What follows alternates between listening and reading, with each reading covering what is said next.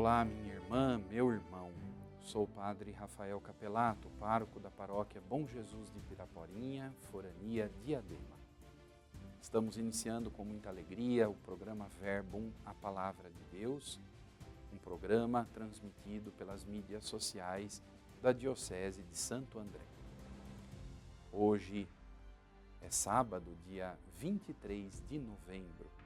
Nós estamos na 33ª semana do Tempo Comum, já bem próximos da finalização do ano litúrgico.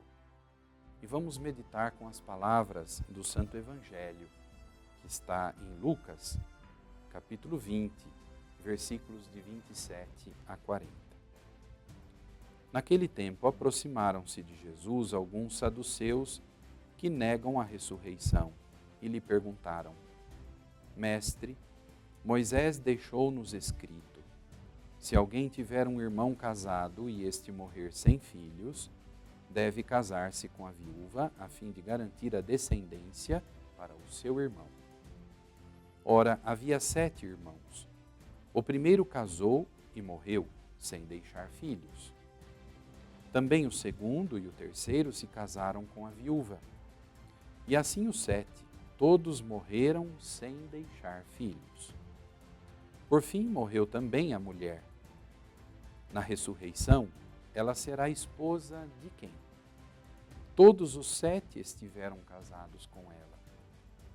Jesus respondeu aos saduceus: nesta vida, os homens e as mulheres casam-se, mas os que forem julgados dignos da ressurreição dos mortos e de participar da vida futura, nem eles se casam, nem elas se dão em casamento. E já não poderão morrer, pois serão iguais aos anjos, serão filhos de Deus porque ressuscitaram. Que os mortos ressuscitam, Moisés também o indicou na passagem da sarça, quando chama o Senhor, o Deus de Abraão, o Deus de Isaque e o Deus de Jacó. Deus não é Deus dos mortos, mas dos vivos, pois todos vivem para Ele. Alguns doutores da lei disseram a Jesus: Mestre, tu falaste muito bem. E ninguém mais tinha coragem de perguntar coisa alguma a Jesus.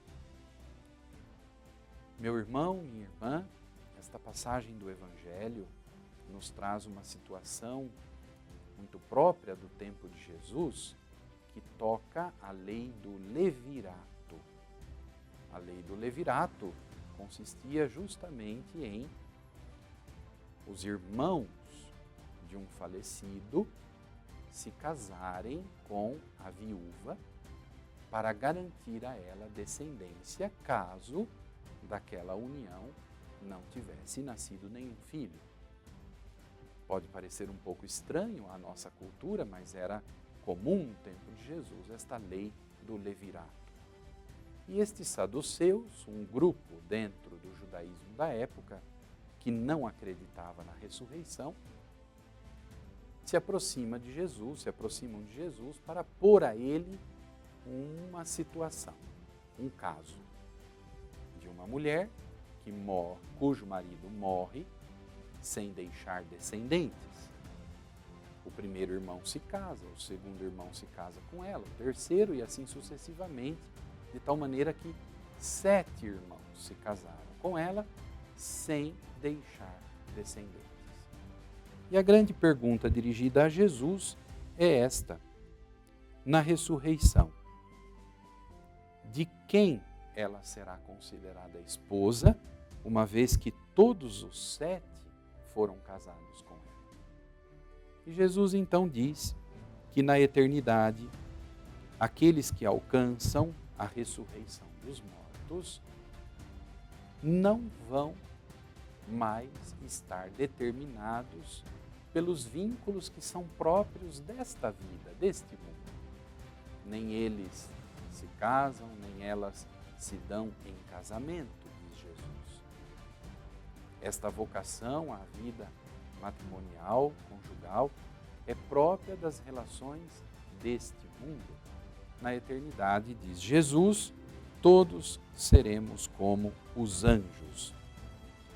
Pois bem, este ensinamento, em primeiro lugar, é para garantir, pelas palavras de Jesus, a existência da eternidade. E é um testemunho para aqueles saduceus que não acreditavam na ressurreição. Por isso Jesus termina o Evangelho dizendo: quanto ao fato de que os mortos ressuscitam, isto está presente na antiga aliança.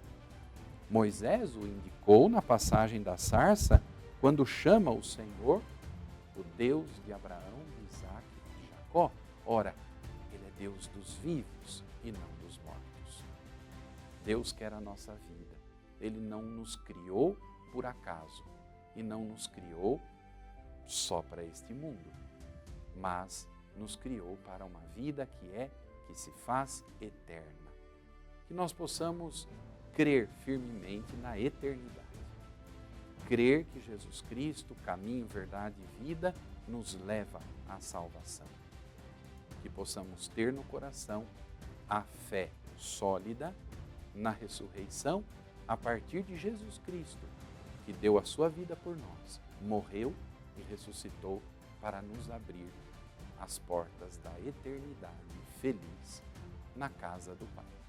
Que o Senhor nos abençoe sempre e nos faça caminhar neste mundo com esperança, como peregrinos de esperança, na certeza de que a vida sempre vence a morte. Que te abençoe o Deus Todo-Poderoso, Pai, Filho e Espírito Santo.